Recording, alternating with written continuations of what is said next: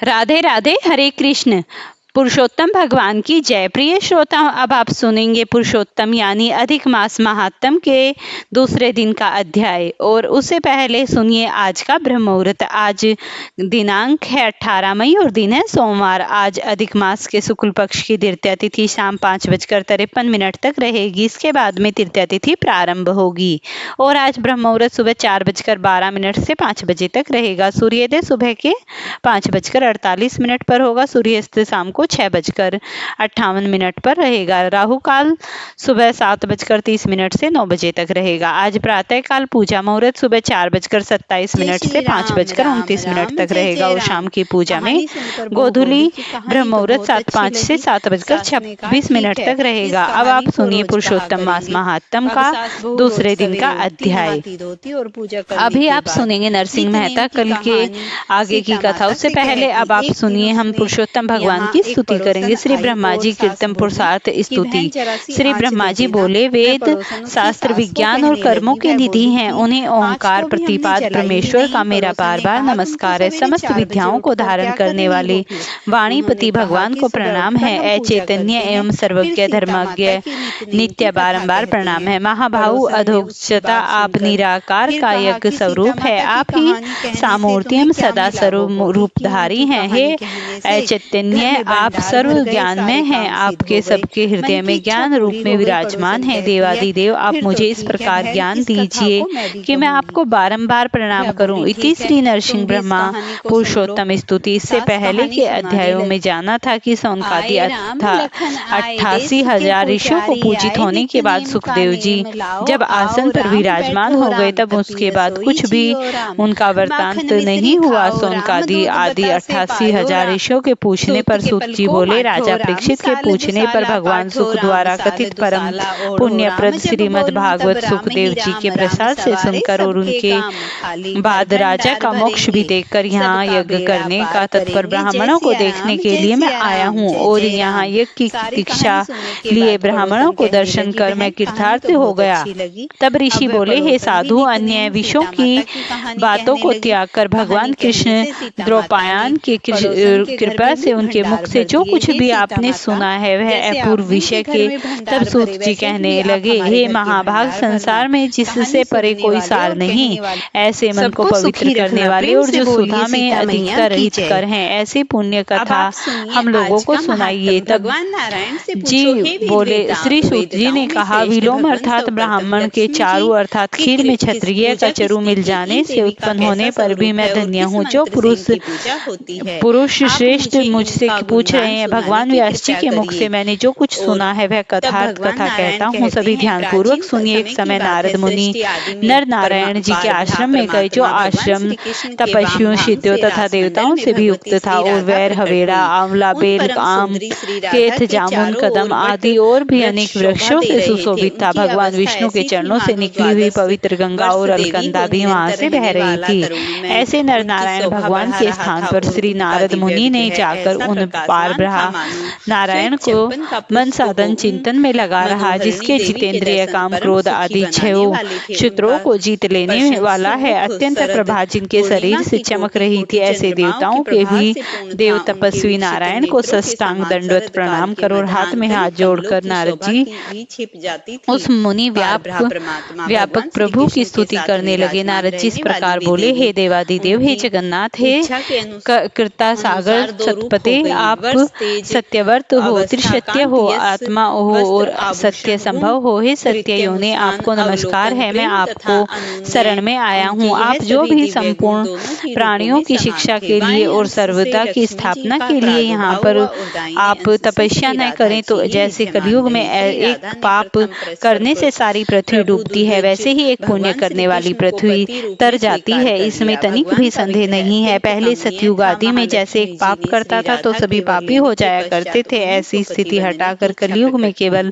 कर्ता ही पापों से लिप्त होता है। यह तो आपके तप की ही स्थिति है। हे महाभाग, कलयुग में जितने प्राणी हैं सभी विषयों में आसक्त हैं।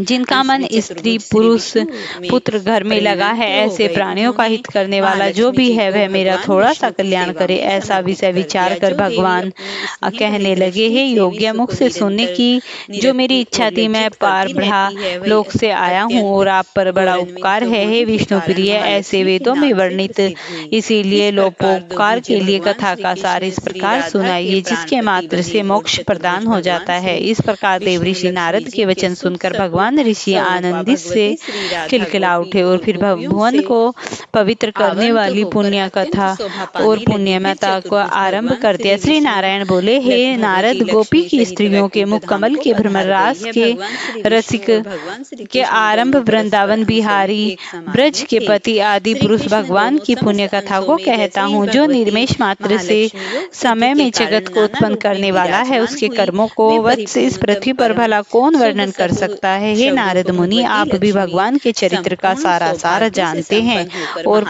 उनकी वाणी को भी जानते हैं। प्रेम से बोलिए पुरुषोत्तम मास की जय हो।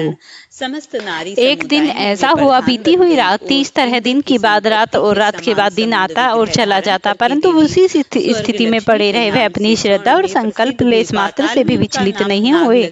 इस प्रकार वह दिन रात हर समय उग्र तपस्या में कैलाशपति का आश्वासन डोला गया और ठीक 7वें दिन आधी रात के बाद भगवान भोलेनाथ भक्त के सामने साक्षात प्रकट हो गए। उन्हें देखते ही भक्तराज उनके परम पावन चरण कमलों पर यह कहते हुए लौट गए कि मेरे भोलेनाथ आओ, मेरे शंभु आओ।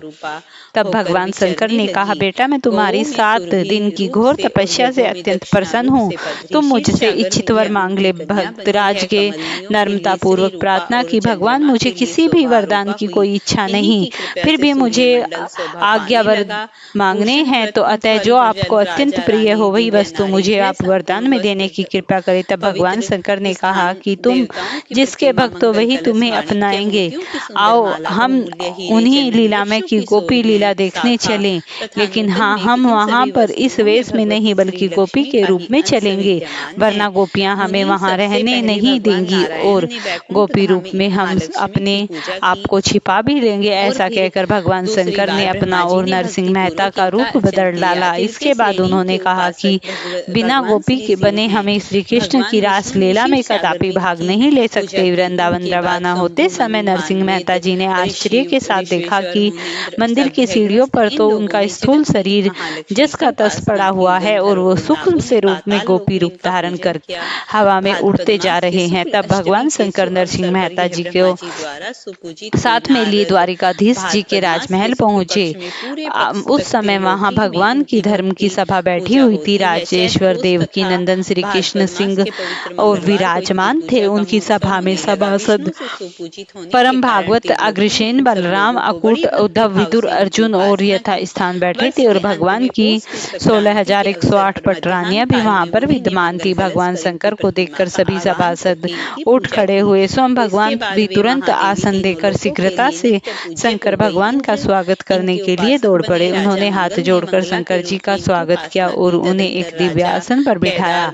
इसके पश्चात विधि पूर्वक पूजा करने के बाद उनके आगमन का कारण पूछा। तब सदाशिव ने उत्तर दिया, भगवान, यह जूनागढ़ का एक उच्च ब्राह्मण कुलोपात्र वैष्णव भक्त है और इसके 7 दिन तक कठोर तपस्या करके मुझे प्रसन्न किया और मैंने भी इसको वरदान में अपने प्रिय वस्तु देने का वचन दे दिया। इसीलिए मैं इस वैष्णव भक्त को आपके पुनीत चरण कमलों में समर्पण करने के लिए लाया हूँ। आप भक्त वत्सल हैं, सदा भक्तों के अधीन रहते हैं। प्रभु, अत आशा है कि आप मेरी यह प्रार्थना अवश्य ही स्वीकार करेंगे। इतना कहते ही भगवान श्री कृष्ण ने प्रसन्नता पूर्वक भक्तराज नरसिंह राम के सर पर हाथ रखकर उन्हें स्वीकार कर लिया और फिर भगवान वहां से विदा हो गए। भक्तराज प्रेम से गदगद होकर श्री प्रभु के चरणों में लौट गए और अश्रुधारा से उन्होंने श्री चरणों को पखार दिया। फिर भगवान ने भक्तराज को संबोधित करते हुए कहा, मेरे महेश्वर के रूप में बिल्कुल भी अत्यंत नहीं है। मैं शंकर जी को अपना आराध्य देव समझता हूँ और शंकर जी मुझको इस प्रकार हम दोनों शक्तियों के अभिन्न होने के कारण तुमने जो शंकर जी की पूजा की है तो वास्तव में मेरी ही पूजा की है।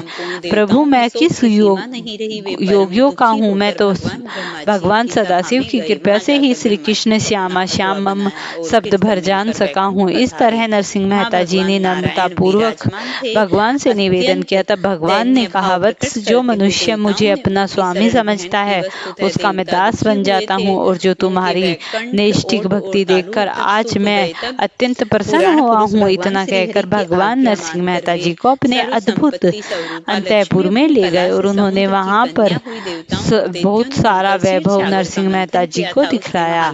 उस समय से नरसिंह मेहता जी स्वयं भगवान की सेवा में रहने लगे। उन्हें वृद्ध पूर्णिमा का समय आ गया और उन्हें श्रीधाम में रास की तैयारी हुई। तत्काल वृंदावन की सुर में रास मंडल तैयार हो गया और 16 सहस्त्र गोपी और इतने ही भगवान के दिव्य रूप वहां पर प्रकट हो गए। उसी समय भक्तराज ने गोपी वेश में अपना राग छोड़ दिया। तब भगवान भागवत के गुणगानों में एकदम विलीन हो गए और उनके भाव में ऐसे गोपनीय अत्यंत प्रसन्न हो गए और उन्होंने पुरस्कार में भगवान को अपना पीताम्बर उड़ा दिया। इसके बाद भगवान ने संकीर्तनी और महारास शुरू हो गया। भगवान ने नरसिंह जी के हाथ में दीपक देकर रास मंडल के बीच में खड़ा कर दिया। भक्तराज तो रास देखने में तन्मय हो गए। अचानक दीपक की जलती हुई शाखा उनके हाथ के वस्त्र में लग गई। बस उनका सारा हाथ दीपक से जल उठा, साथ ही मसाल बन गए। लेकिन भक्तराज जो कि रास देखने में तन्मय थे, लीन थे, उन्हें तो बस इसी बात की बिल्कुल भी सुध बुध नहीं थी कि उनका हाथ जल पड़ा। उनका मन तो श्री प्रभु के साथ उन्हीं के गुणगान में लगा हुआ था। शरीर के साथ तो उनका कोई संबंध ही नहीं था। इसीलिए एक भाव से अंत तक रास दर्शन करते रहे। ऐसा चित्त कोई संबंध नहीं, इसीलिए वह एक भाव से अनंत रास तक दर्शनों में चित्त रहते होने के बाद में लीला समाप्त हो गई और नरसिंह मेहता वहीं पर अंतर्धान हो गए। इसी प्रकार अंत में जब रास मंडल समाप्त हुआ, नरसिंह मेहता के हाथ में पड़ी हुई जो उन्होंने आगे बढ़कर हाथ में आग बुझा दी और प्रेम से उनके जलते हुए हाथ पर हाथ फेरकर उनकी सारी पीड़ा को शांत कर दिया। भक्तराज अभी तक तन्मय थे। उन्होंने इस तन्मयता को देखते हुए रुक्मणी जी और आदि महादेवियों को बड़ा आश्चर्य हुआ। माता रुक्मणी जी तो प्रसन्न होकर अपना हार ही उतार कर भक्तराज को पहना दिया। फिर तो भगवान ने भी भक्तराज की पूरी प्रशंसा की और नरसिंह मेहता को मेरे सामने जानो कहते हैं, अगर मेरा भक्त मुझे सच्चे मन से पुकारता है, मेरी आराधना करता है, तो मैं उसके सभी प्रकार की बाधाएं हरने के लिए, उसके जीवन को सुलभ बनाने के लिए हर समय तैयार रहता हूँ। इसीलिए जब भी भगवान का दर्शन करें, उनका पठन गायन करें, उनके भजनों में लीन रहें, तो हमेशा सच्चे मन से भगवान की सेवा में लगना चाहिए। तभी भगवान की अद्भुत प्राप्ति होती है। फ्रेंड्स, वीडियो पसंद आए तो लाइक और शेयर, चैनल को